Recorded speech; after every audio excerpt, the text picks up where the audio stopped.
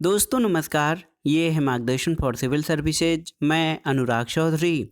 दोस्तों उत्तर प्रदेश उच्चतर शिक्षा सेवा चयन आयोग द्वारा आयोजित किए जाने वाले असिस्टेंट प्रोफेसर परीक्षा के लिए महत्वपूर्ण अध्ययन सामग्री के अंतर्गत इस वीडियो में प्रस्तुत है भारतीय संविधान एवं राज्य व्यवस्था से संबंधित महत्वपूर्ण अध्ययन सामग्री।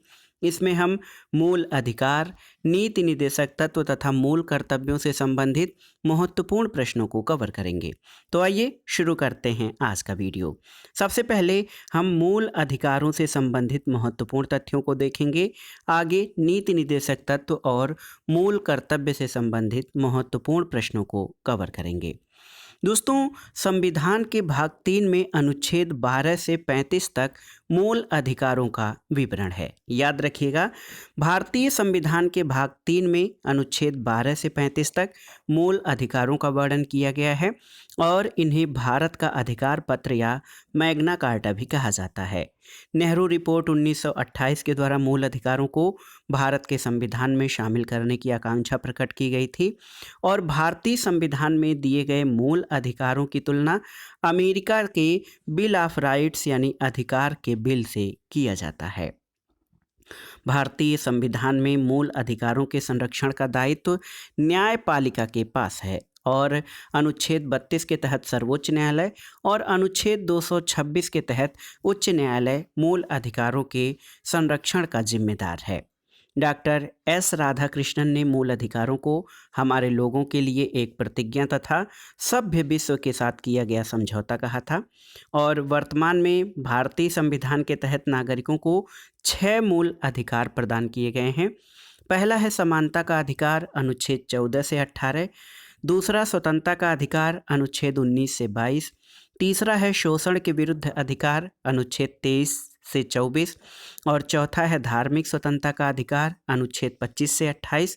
पांचवा मूल अधिकार है संस्कृति और शिक्षा संबंधी अधिकार अनुच्छेद 29-30 और छठा सबसे महत्वपूर्ण मूल अधिकार संवैधानिक उपचारों का अधिकार अनुच्छेद 32 है। आइए थोड़ा सा विस्तार से जानते हैं समानता का अधिकार अनुच्छेद 14 से 18। तो देखिए अनुच्छेद 14 में विधि के समक्ष समानता, राज्य भारत के राज्य क्षेत्र में किसी भी व्यक्ति को विधि के समक्ष समता या विधियों के समान संरक्षण से वंचित नहीं करेगा और विधि के समक्ष समता का अधिकार ब्रिटिश मूल का है जबकि विधियों के समान संरक्षण को अमेरिका के संविधान से लिया गया है। दोस्तों अनुच्छेद 15 जो है वो धर्म, मूल वंश, जाति, लिंग या जन्म स्थान के आधार पर विभेद का निषेध करता है और राज्य किसी भी नागरिक के विरुद्ध केवल धर्म, मूल वंश, जाति, लिंग, जन्म स्थान अथवा इनमें से किसी के आधार पर भेदभाव नहीं करेगा। अनुच्छेद 15 में वर्णित है। अनुच्छेद 16 जो है वो लोक नियोजन या सरकारी सेवाओं में अवसर की समानता की बात करता है। इसमें कहा गया है कि राज्य के अधीन किसी पद पर नियोजन अथवा नियुक्ति से संबंधित विषयों में सभी नागरिकों को समान अवसर प्रदान किए जाएंगे। इसका अपवाद ये है कि पिछड़ा वर्ग, अनुसूचित जाति और अनुसूचित जनजाति के लिए विशेष प्रावधान का उल्लेख अनुच्छेद 15(4) और अनुच्छेद 16(4) में किया गया है। अनुच्छेद 17 जो है अस्पृश्यता के अंत की बात करता है। अस्पृश्यता या छुआछूत को किसी भी रूप में जो है विधि के अनुसार दंडनीय अपराध घोषित किया गया है। दोस्तों अनुच्छेद 18 जो है ये भी समानता से संबंधित है और इसमें उपाधियों के अंत की बात कही गई है। इसमें कहा गया है कि सेना अथवा शिक्षा संबंधी सम्मान के अतिरिक्त कोई भी उपाधि राज्य द्वारा प्रदान नहीं की जाएगी और भारत का कोई भी नागरिक किसी विदेशी राज्य द्वारा प्रदान की गई उपाधि भारतीय राष्ट्रपति की पूर्व अनुमति से ही स्वीकार करेगा। दूसरा अधिकार स्वतंत्रता का अधिकार है, अनुच्छेद 19 से 22 में वर्णित है। दोस्तों अनुच्छेद 19 जो है बहुत ही महत्वपूर्ण स्वतंत्रता का अधिकार है। इसमें वाक स्वातंत्र्य आदि विषयक कुछ अधिकारों के संरक्षण की बात कही गई है और वर्तमान में अनुच्छेद 19(1) के तहत 6 प्रकार की स्वतंत्रताओं के अधिकार प्राप्त हैं और आप यहाँ पर देख सकते हैं ये 6 प्रकार की स्वतंत्रताएं कौन कौन से हैं। अनुच्छेद 1(क) में वाक और अभिव्यक्ति की स्वतंत्रता, अनुच्छेद 1(ख) में शांतिपूर्ण बिना हथियारों के सम्मेलन की स्वतंत्रता, अनुच्छेद 1(ग) में संघ या समिति बनाने की स्वतंत्रता, अनुच्छेद 1 घ में भारत के राज्य क्षेत्र में बिना बाधा के घूमने की स्वतंत्रता। अनुच्छेद 1 अंग में भारत के राज्य क्षेत्र के किसी भी भाग में निवास करने या बस जाने की स्वतंत्रता।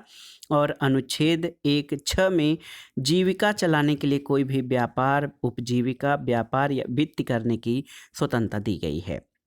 दोस्तों, एक महत्वपूर्ण बात यह है कि मूल संविधान में सभी नागरिकों को अनुच्छेद 19 के तहत 7 प्रकार की स्वतंत्रताएं दी गई थीं, लेकिन 44वें संविधान संशोधन अधिनियम 1978 के द्वारा संपत्ति का अधिकार, जो अनुच्छेद 1 था, और अनुच्छेद 31, इसको मूल अधिकारों की श्रेणी से हटा दिया गया और वर्तमान में इसे अनुच्छेद 300 के तहत कानूनी अधिकार के रूप में शामिल किया गया है।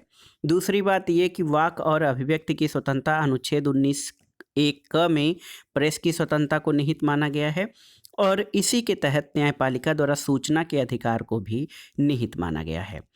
दोस्तों, स्वतंत्रता के अधिकारों में अपराधों के लिए दोष सिद्धि के संबंध में संरक्षण की व्यवस्था अनुच्छेद 20 में की गई है और इसके अंतर्गत 3 प्रकार की स्वतंत्रताएं हैं। एक तो किसी व्यक्ति को अपराध के लिए दोषी तभी माना जाएगा जब वह किसी प्रवृत्त विधि या उस समय लागू विधि का अतिक्रमण करेगा।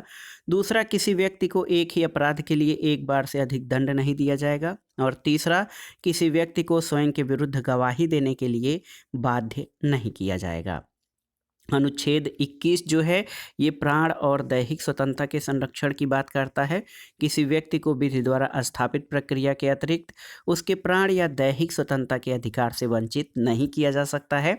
और दोस्तों, अनुच्छेद 21 जो है ये जीवन और दैहिक स्वतंत्रता के संरक्षण से संबंधित है और अनुच्छेद 21 का दायरा भी बहुत बड़ा है, क्योंकि हमारे सर्वोच्च न्यायालय या सुप्रीम कोर्ट ने अनुच्छेद 21 के तहत कई अन्य अधिकारों की घोषणा की है, जिसमें गरिमापूर्ण जीवन का अधिकार, स्वच्छ पर्यावरण, जीवन रक्षा का अधिकार, निजता का अधिकार, स्वास्थ्य का अधिकार, निःशुल्क कानूनी सहायता का अधिकार, त्वरित सुनवाई का अधिकार, सूचना का अधिकार और सार्वजनिक फांसी के विरुद्ध अधिकार जीवन के अधिकार के अंतर्गत शामिल हैं।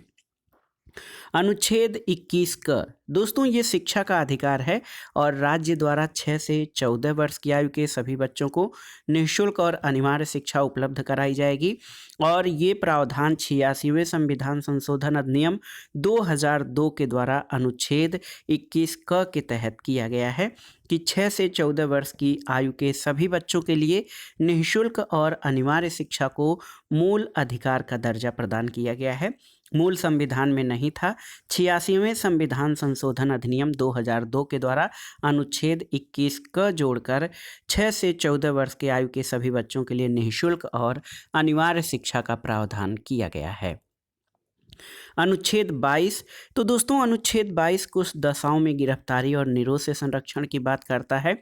किसी गिरफ्तार किए गए व्यक्ति को कुछ अधिकार हैं, उसे गिरफ्तारी के कारणों से अवगत कराया जाएगा।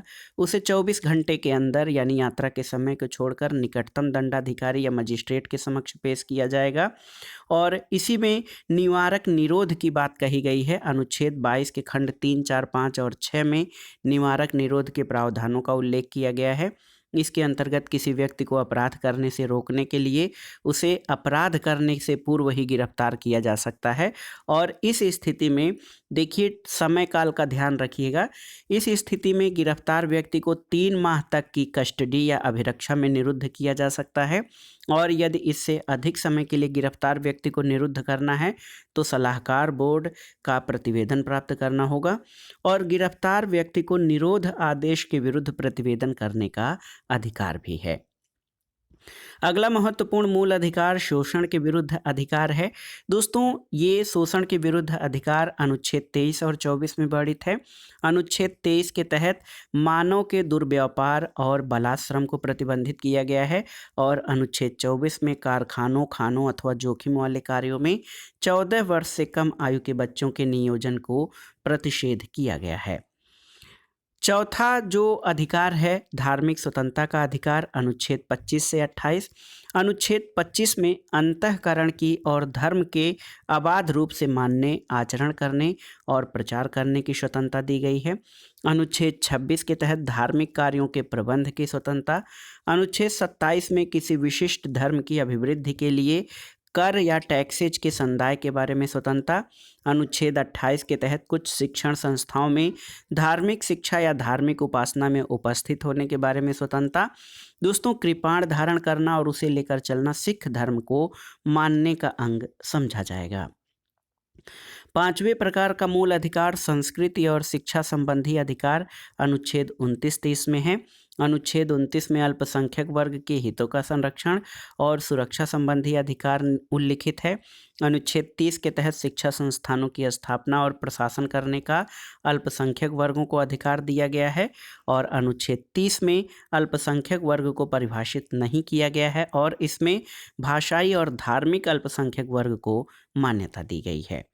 छठवां मूल अधिकार है दोस्तों, देखिए, संवैधानिक उपचारों का अधिकार अनुच्छेद 32 में वर्णन है और मूल अधिकारों को प्रवर्तित कराने के लिए संविधान के अनुच्छेद 32 के तहत सर्वोच्च न्यायालय को 5 तरह की रिट यानी निर्देश या आदेश जारी करने की शक्ति प्राप्त है। इसमें बंदी प्रत्यक्षीकरण यानी हैबियस कार्पस, परमादेश यानी मैंडेमस, प्रतिषेध यानी प्रोहिबिशन, उत्प्रेषण यानी सर्टियोररी और अधिकार परीक्षा यानी क्यो वारंटो। तो ये 5 प्रकार के रीटें जारी करने की शक्ति है हमारे सर्वोच्च न्यायालय को। दोस्तों, बंदी प्रत्यक्षीकरण ये है कि न्यायालय द्वारा ये आदेश बंदी व्यक्ति की प्रार्थना पर उसे बंदी बनाने वाले अधिकारी को जारी किया जाता है कि वो बंदी बनाए गए व्यक्ति से को संबंधित न्यायालय में 24 घंटे के भीतर यात्रा के समय को छोड़कर उपस्थित करे, जिससे उसको बंदी बनाए जाने के कारणों की वैधता पर विचार किया जाए। दूसरा परमादेश है, जब कोई पदाधिकारी अपने सार्वजनिक कर्तव्यों का निर्वहन नहीं करता तो न्यायालय द्वारा परमादेश जारी करके संबंधित पदाधिकारी को उसके कर्तव्यों का पालन का आदेश दिया जाता है। प्रतिषेध, सर्वोच्च न्यायालय और उच्च न्यायालयों द्वारा अपने अधीनस्थ न्यायालयों को उनके अधिकार क्षेत्र से बाहर के न्यायिक कार्यों को करने से रोकने के लिए ये रिट जारी करके आदेश दिया जाता है। और उत्प्रेषण दोस्तों, सर्वोच्च न्यायालय अथवा उच्च न्यायालयों द्वारा अपने अधीनस्थ न्यायालयों को ये रिट जारी करके आदेश दिया जाता है कि वो अपने यहाँ लंबित मुकदमों को तेजी से निपटाने के लिए उन्हें वरिष्ठ न्यायालयों में भेजे। और अधिकार परीक्षा वारंट, अधिकार परीक्षा जो रिट है, जब कोई व्यक्ति सार्वजनिक संस्थान ऐसा कोई कार्य करता है जिसके लिए उसके पास वैधानिक अधिकार नहीं है तो न्यायालय उसे अधिकार परीक्षा आदेश के द्वारा पूछता है कि वो किस अधिकार से वो कार्य कर रहा है। दोस्तों, अनुच्छेद 32 जो संवैधानिक उपचारों का अधिकार है बहुत ही महत्वपूर्ण है। इसको बाबा साहब डॉक्टर भीमराव अंबेडकर ने संविधान की आत्मा कहा था। राष्ट्रीय आपातकाल अनुच्छेद 352 में मूल अधिकार के अनुच्छेद 20 और 21 को छोड़कर सभी अधिकार निलंबित हो जाते हैं। अनुच्छेद 20 क्या है तो दोस्तों आप जान लीजिए, अनुच्छेद 20 जो है ये अपराधों के लिए दोष सिद्धि के संबंध में संरक्षण और अनुच्छेद 21 प्राण और दैहिक स्वतंत्रता का जो है प्राण और दैहिक स्वतंत्रता का संरक्षण है। तो राष्ट्रीय आपातकाल अनुच्छेद 352 के अंतर्गत अनुच्छेद 20 और 21 को छोड़कर सभी अधिकार निलंबित किए जा सकते हैं। दोस्तों, भारत में कुछ मूल अधिकार नागरिकों और विदेशियों दोनों को समान रूप से उपलब्ध हैं, जैसे विधि के समक्ष समता अनुच्छेद 14, अपराधों के लिए दोष सिद्धि के संबंध में संरक्षण अनुच्छेद 20, प्राण और दैहिक स्वतंत्रता का संरक्षण अनुच्छेद 21, शिक्षा का अधिकार अनुच्छेद 21 क, शोषण के विरुद्ध अधिकार अनुच्छेद 23-24 और धर्म की स्वतंत्रता का अधिकार अनुच्छेद 25, 26, 27 और 28। तो याद रखिएगा, ये जो अधिकार हैं ये भारतीय नागरिक और विदेशियों दोनों को समान रूप से उपलब्ध हैं। और 44वें संविधान संशोधन अधिनियम 1978 के द्वारा संपत्ति के अधिकार को मौलिक अधिकारों की सूची से हटाकर संविधान के भाग 12 के अध्याय 4 के रूप में अंतः स्थापित किया गया है और अब संपत्ति का अधिकार एक विधिक या कानूनी अधिकार है। अनुच्छेद 300 क के अनुसार किसी व्यक्ति को उसकी संपत्ति से विधि के प्राधिकार से ही वंचित किया जाएगा, अन्यथा नहीं। और वर्तमान में भारत में संपत्ति का अधिकार एक विधिक या कानूनी अधिकार है जो किसी भी व्यक्ति यानी नागरिक और गैर नागरिक को प्राप्त है। केशवानंद भारती वाद 1973 में सर्वोच्च न्यायालय ने निर्णय दिया कि संविधान के मूल ढांचे को छोड़कर संसद मूल अधिकारों में भी संशोधन कर सकती है और मूल अधिकार वाद योग्य होते हैं, यानी इनको लागू करवाने के लिए न्यायालय की शरण ली जा सकती है। मूल अधिकारों के बाद आइए राज्य के नीति निदेशक सिद्धांतों के बारे में जान लेते हैं दोस्तों। ये बहुत ही महत्वपूर्ण है, राज्य के नीति निदेशक सिद्धांत यानी डायरेक्टिव प्रिंसिपल ऑफ स्टेट। दोस्तों, नीति निदेशक तत्वों का उल्लेख संविधान के भाग 4 में अनुच्छेद 36 से 51 तक किया गया है। नीति निदेशक तत्वों को आयरलैंड के संविधान से लिया गया है और इन्हें लागू करना राज्य की इच्छा पर निर्भर करता है।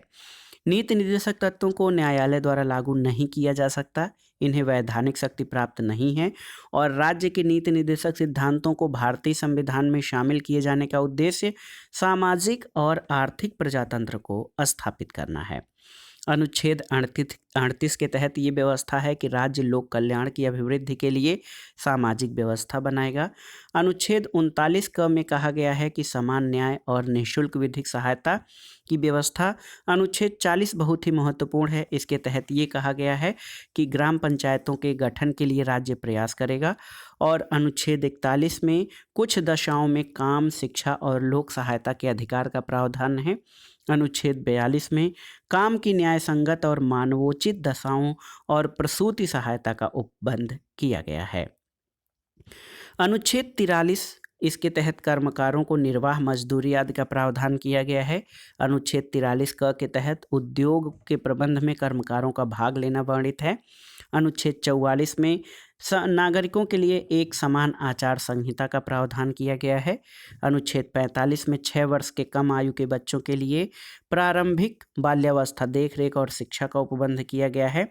और देखिए, इसी तरह अनुच्छेद 46 के तहत अनुसूचित जाति, अनुसूचित जनजाति और अन्य दुर्बल वर्गों की शिक्षा और अर्थ संबंधी हितों की अभिवृद्धि का वर्णन है।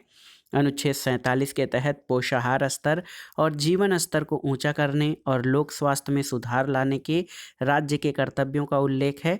अनुच्छेद 48 के तहत कृषि और पशुपालन के संगठन से संबंधित प्रावधान है। अनुच्छेद 48 का ये पर्यावरण के संरक्षण और संवर्धन तथा वन और वन्य जीवों की रक्षा का प्रावधान है। और आप देख लीजिए, अनुच्छेद 49 के तहत राष्ट्रीय महत्व के स्मारक स्थानों और वस्तुओं के संरक्षण का प्रावधान किया गया है।